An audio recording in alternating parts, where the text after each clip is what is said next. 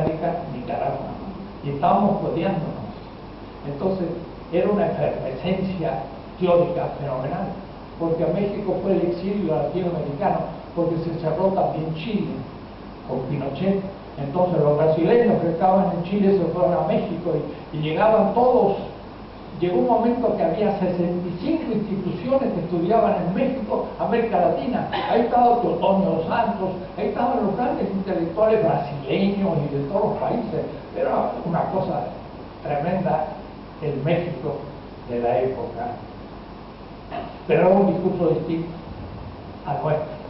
Por eso, de una vez escrito el testamento, lo que hubiese hecho en Argentina, Filosofía de la Liberación, donde describo el proyecto completo, ya es posible, me inserté en la realidad. Y entonces les cuento, en México el marxismo era muy importante, en Argentina era más bien secundario. El grupo cordobés del tiempo pasado, presente, era muy excepcional. Allí era necesario atravesar Marx y fue fenomenal mi experiencia. Pues entonces me dediqué a expresar a Marx durante 10 años. Era ver cómo Marx podía oponerse a una filosofía de la liberación o ayudar a su construcción.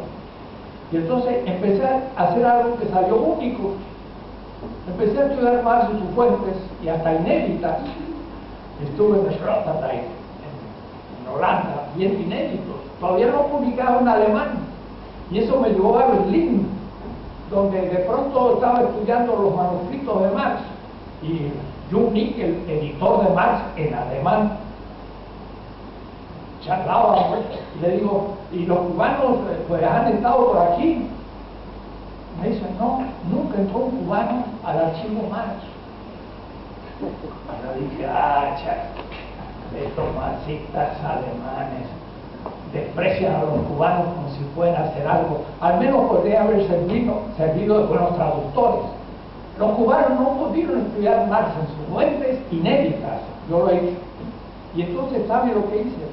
Lo que hacía Avicenas con Aristóteles en Samarcanda, que hoy es un estado musulmán al norte de la Siria, Samarcanda. Ahí estaba Avicenas, tenía una biblioteca de 400.000 manuscritos, cuando la Europa medieval estaba en la barbarie, y la escuela de Bagdad era astronómica, matemática, el centro científico empírico del mundo.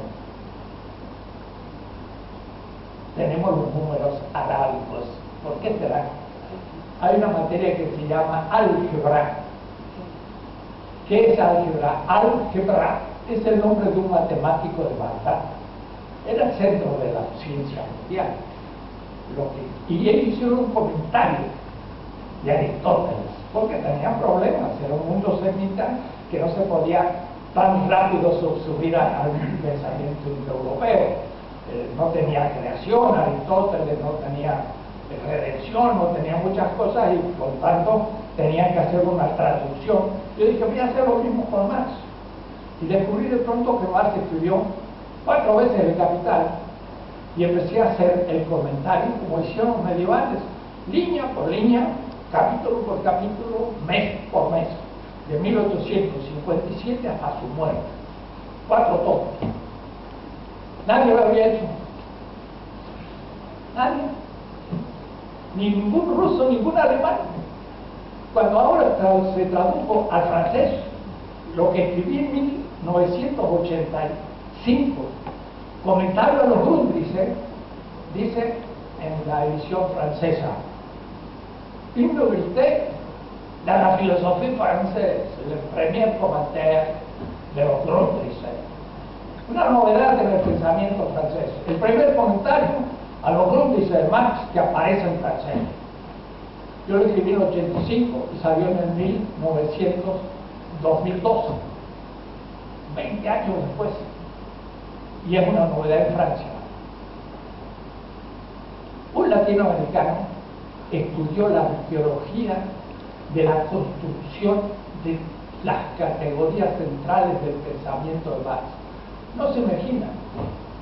Eso me ha dado una posibilidad, primero, de decir, el marxismo-leninismo poco tiene que ver con Marx. Es una ideología de dominación. El socialismo real es tan moderno más que el capitalismo. Y lo que viene del siglo XXI, no sabemos lo que es. Con Walter Benjamin no podemos hacer un proyecto al futuro. Mejor no le pongamos nombre. Va a ser más rico de lo que creemos. Pero tenemos que tener los criterios que Marx tuvo para hacer la crítica del capital. Entonces, conozco a Marx con microscopio. Y entonces, hace 2 años en la Sorbona, mi facultad, ante 200 profesores y colegas en los sábados, el seminario de Marx, les planteé una visión de ciertas cosas que hasta Ben Said en el momento no había muerto, y otros quedaron sin palabras. Empecé citándole un texto del comienzo de los Ruiz, dice Marx, el dinero en la circulación de forma de esclavo se transforma en el capital en una forma de Dios. El dinero deviene en el capital un Dios. Le digo, ¿a quién se está refiriendo Marx? En alemán, ¿no? No en francés. Lo cual he dejado los franceses en segundo lugar. Son muy chauvinistas, son el centro del mundo, y no son el centro del mundo, tampoco los alemanes. Y digo, miren, Marx se está refiriendo a un texto de Pablo de Tarso en Filipenses 2:28 que dice, no se escandalicen, Cristo, el Mesías, siendo de la forma de Dios, se alienó a sí mismo y tomó la forma de esclavo. Gottes Gestalt, Knecht Gestalt. Y Marx dice, de Knecht Gestalt toma la forma de Gottes Gestalt. Y en cambio Cristo, en Pablo, de la forma de Dios, Gottes Gestalt, toma la forma de esclavo, Knecht Gestalt. Marx está contradiciendo a Pablo de Tarso y le está diciendo, el dinero es el anticristo. 17 textos tiene Marx sobre el tema. No se imagina usted la cara de la gente. Marxistas fuertes, profesores de la Sorbona, colegas. Y de ahí en adelante empecé a hablar de Marx como ante los alumnos, porque está muy construido, pero no han hecho un estudio microscópico del tema, como lo hice durante 20 semestres en el exilio, para aclararme el tema del populismo, del peronismo, clase o pueblo. Y Horacio Cheruto me criticó y me dijo, populista. Estoy bien situado. Marx estaba con Danielson, populista ruso, y estaba en contra de Plejano y de la Sassoumich, que eran los marxistas. Y él dijo, no sé de dónde asumí esos marxistas. No se sentía identificado con los que van a fundar el partido en Rusia. Más bien se puso a estudiar ruso por los populistas rusos. Y le dijo, se puede pasar de los China directamente al socialismo sin pasar por el capitalismo como va a pensar ellos. Pues si Marx pensaba de otra manera que la tradición, un latinoamericano, ¿qué me llevó a pensar? Marx era un filósofo de la liberación.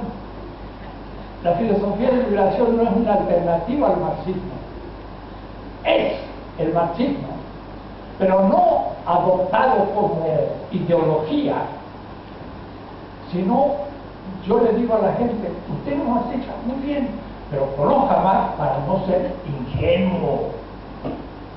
El que no lee Marx es ingenuo con respecto al capitalismo, al neoliberalismo y todo. La única crítica filosófica, ontológica y económica hecha al capital es Marx. No tengo tiempo para explicar, pero podría ser la referencia no solo de Heidegger y Marx, sino de Levinas y Marx. porque pensando en el tema de la clase, me encontré que dice Marx, el punto de partida, la contradicción fundamental es la corporalidad desnuda del pobre ante el propietario del dinero. Viniendo del campo, ¿qué tengo que vender? Mi cuerpo. No tengo más. No tengo ni madera para hacer la mesa, ni serrucho, ni nada. Tengo mi cuerpo. Como la prostituta o el travesti, que vende su cuerpo por un tiempo para cumplir el deseo del otro. El deseo ya no es erótico, es la avaricia, pero le compra el cuerpo durante un tiempo y lo usa, trabajo vivo. Y entonces dice Marx, pauper ante festum, el pobre ante la fiesta orgiástica del capital. Le dice al que tiene dinero, cómprame durante un tiempo, 8 horas, 10 horas por día. Y el otro le da dinero. ¿Qué es el dinero? Vida objetivada. Pero el que cobra es el trabajo subjetivo, dice Marx, como subjetividad. ¿No era que las estructuras sociales determinaban la subjetividad? No, es la subjetividad la que crea las instituciones, dice Marx. Primero está la subjetividad de la corporalidad sufriente del pobre, que vendiéndose es subsumido por el capital. Es el acto ontológico por excelencia de lo que no es mundo, lo hace mundo, incorporándolo al proceso de trabajo, lo transforma ahora en mediación de la producción de valor, siendo el ser del capital, Sein, la valorización del valor, que perversus desvertes, pero el trabajo vivo no es el fundamento ni el ser del capital, es la fuente creadora del valor desde la nada del capital. Y entonces en el marxista-leninista 5 pisos de la Alexanderplatz le dije a los profesores que editan Marx en la DDR en 1980-94. ¿Han visto ustedes que cuando Marx habla del valor no dice que produce ni reproduce valor, sino que crea valor de la nada del capital? En lo cual es metafísica semita, la creación de la nada la usa Marx en el tema del plusvalor, en el plus tiempo, del plus trabajo. El capital no paga nada, es un pensalte atraído, trabajo no pagado. Y en ese tiempo que el capital no paga, o es decir, no interviene, el trabajo vivo es fuente creadora, cree y crea valor. No, Marx dice, en el tiempo necesario reproduce el valor del salario, pero en el plus tiempo de trabajo crea valor desde la nada. Es una metafísica semita de la creación. ¿Qué le parece? Los editores de Marx en alemán me dijeron, hemos editado Marx, pero tenemos todavía que estudiarlo. Yo me dije, ¿a quién le voy a preguntar yo clarificaciones sobre Marx ahora? Si los editores en alemán ya han planteado el tema y ellos tampoco lo había descubierto. Dije, pues estoy en una situación un poco extraña. Un latinoamericano enseñándole a los alemanes a leer Marx. En esas situaciones uno se encuentra. Y entonces, claro, yo no soy marxista, estoy de acuerdo con Marx. Y Marx es el gran crítico del capital, vigente, ¿no? La tontera esta de liberalitarismo del capital, del aparentemente marxista, que lo único que usa de Marx es la palabra capital, el francés. Entonces, la materialidad de la ética se vino a hacer la objeción ante Apple. Y en noviembre de 1989, 2 semanas después de la caída del muro de Berlín, Yo estaba dando unas clases en la New School en New York con Agnes Heller y con Bernstein, que estábamos comiendo, cuando llega uno y dice, cayó el muro de Berlín, ¿de acuerdo? El 9 de noviembre. El 24 de noviembre yo estaba en Freiburg, en un seminario con Apple, 50 profesores, no había ni doctorandos, eran profesores. Un diálogo con Apple que organizó Raúl Cornell de Cancún. Yo me sentí como un gladiador en medio de leones en el circo. Era una cosa espantosa, nunca en mi vida he sufrido tanto. Pero el único examen que he sufrido en mi vida, en 50 profesores alemanes, haciendo un diálogo con Apple, y yo les quedé desde la primera, habiéndolo pensado mucho. Usted habla de la comunidad de comunicación, estoy de acuerdo. El tema es lo no invitado a la discusión, hasta porque usted lo ignora. Y eso Apple lo acepta. Pero también hay una comunidad de reproducción de la vida. Y esa ya no es lógica, esa ya es económica. Y eso lo plantea Marx.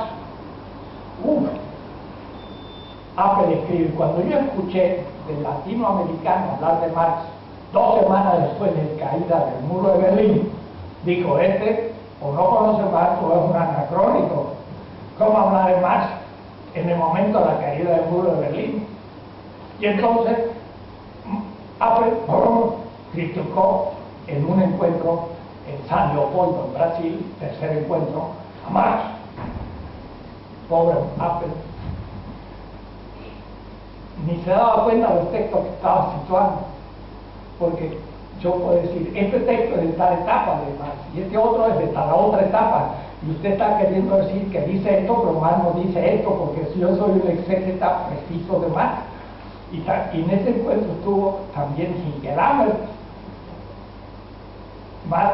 Apple no habló más de Marx, se dio cuenta que no conocía Marx. Y yo eso lo he visto, por ejemplo, con Paul Ricoeur. En Chicago, hablando en un café, le digo, maestro, usted ha trabajado la lingüística, la filosofía, el lenguaje, ¿y por qué no ha hecho la filosofía de la economía? No, es muy compleja y matemática, todo, y le empecé a explicar una visión de Marx distinta. Y Ricoeur me decía, je vous écoute.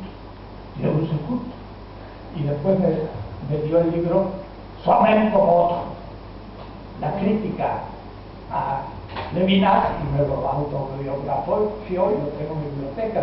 Pero descubrí que Ricoeur tampoco conocía a Marx. Y Althusser ni había terminado de leer El Capital y tuvo, en argentino, la caradura de escribir para leer El Capital. Ni siquiera habla del plurivalor. Yo dije, este hombre no ha terminado de leer El Capital, ya produce ese libro, y después en la autobiografía dice eso. No habíamos terminado de leer Marx, y yo publiqué Purrirle Capital, y Althusser dijo, y ahora van a venir unas críticas terribles. Ah, no, fue un gran éxito, y todo el mundo aclamó. Y mi amiga Marta Harnecker, que en París me dijo un día, mira, he conocido un profesor en la Escuela Normal Superior, Althusser.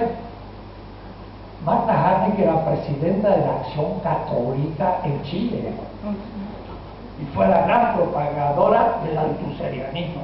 Pero cuando yo empecé a leer los Grundrisse, dije, pero si esto es Hegel, ¿cómo queda la ruptura epistemológica en el 45 si en el 57 Marx sigue pensando con Hegel?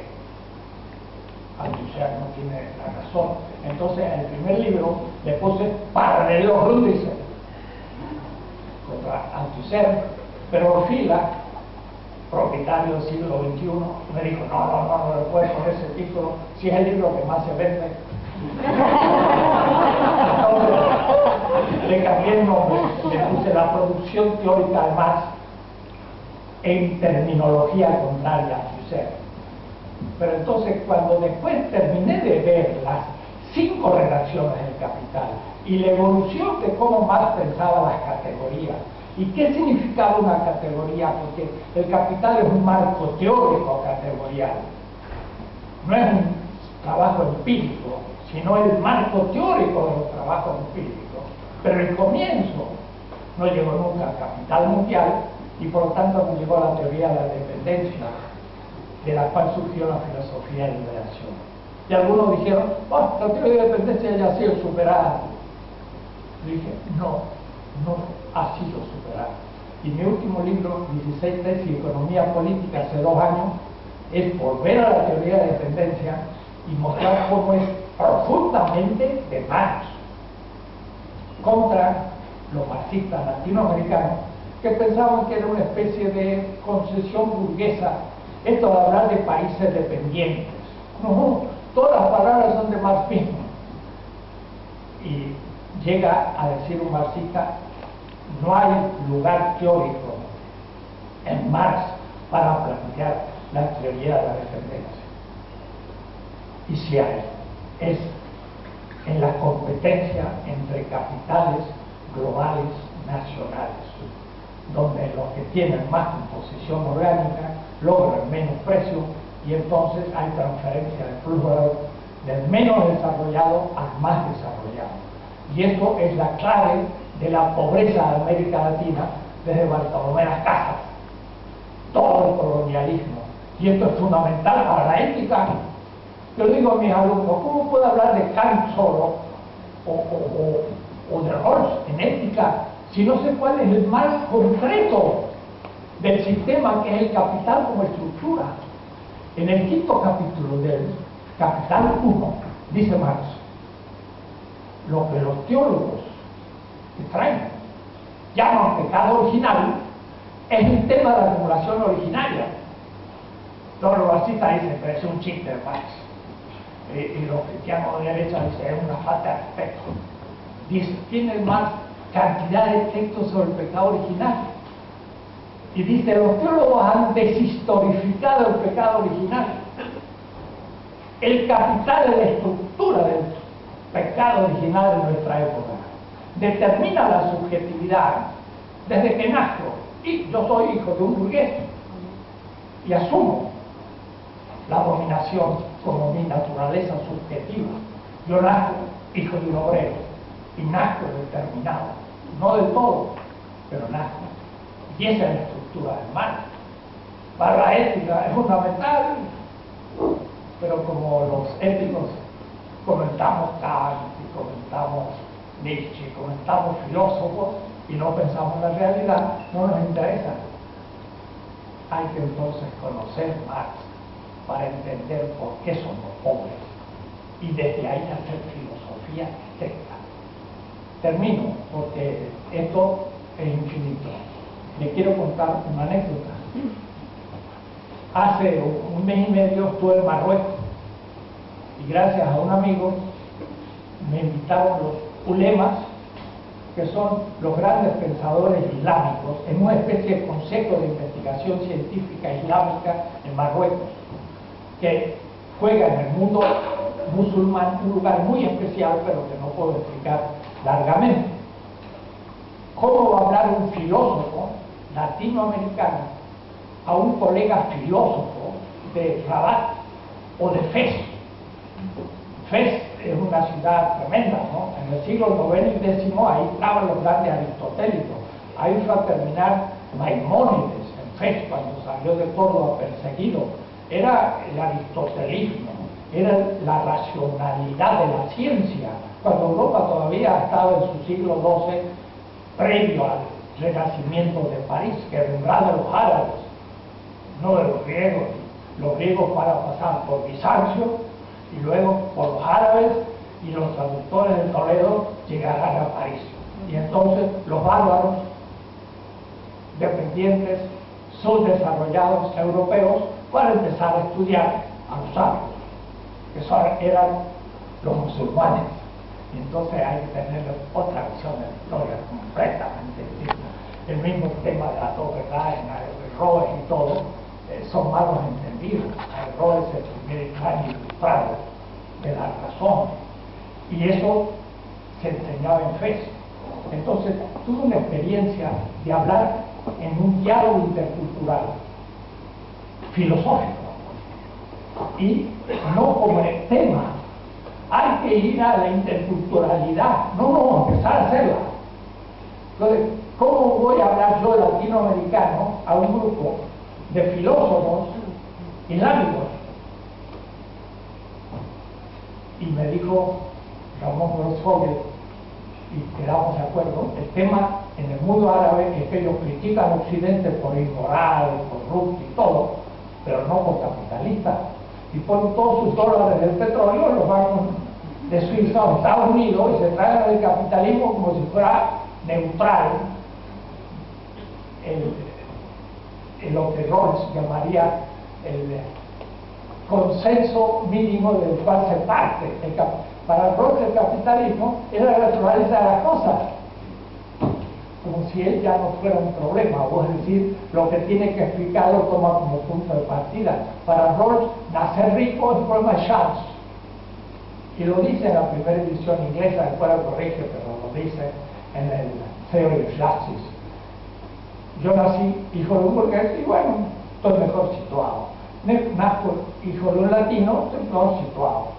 El segundo principio es ayudar más al que está menos favorecido, pero no todas las estructuras, porque por más que yo dé mucho al esclavo, va a seguir siendo esclavo si no se libera. Entonces, cuando más trabajo, peor para él, porque va a construir mejor sus cadenas con las cuales está apresado. Entonces, no podemos adelantar Rawls ni el primer principio ni el segundo, sino empezar todo de nuevo. Y yo no me explico cómo hay gente que está explicando lo que este profesor liberal norteamericano del establishment puede tener algún valor para nosotros, y sin embargo, bueno, pues, tiene muchos comentadores que son académicos, que tienen puntaje para los consejos de investigación y que no hacen ninguna filosofía creativa, y llevan el castigo en que no son ni secundones, porque su gloria es salir publicado en inglés comentando a algún autor europeo, pero no que alguien lo cite como diciendo algo nuevo que realmente innove las cosas. Estando en Marruecos, ¿cómo hablantes? Entonces, yo partí de mi reconstrucción de la historia latinoamericana. Dijo, Marruecos y América Latina tiene algo en común. Somos los dos culturas dependientes de una gran tradición semita. Y por eso Maimónides les decía, hay tres metafísicas semejantes: la judía, la cristiana y la maometana. Y eso Maimónides lo dijo en Córdoba. Cuando uno llega a Córdoba hay una estatua de Maimónides, el gran pensador judío en el tiempo de Averroes. Y entonces yo digo, hay una racionalidad semita que está debajo del Islam, y le explico cómo funciona. Y es ahí donde ya se inspira todo. ¿Cuál es el gran mito? Y cuando digo mito, a lo Paul Ricoeur, es un relato racional en base a símbolos. No es que se pase al mito, a la logos, y ahí empieza la filosofía. El mito sigue hasta hoy. Y la filosofía no es lo contrario al mito. El mismo Aristóteles habla de la mitopoiesis. Y filósofo es el que ama la sabiduría.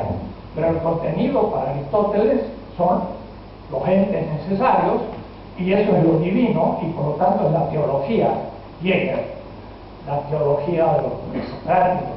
Entonces hay que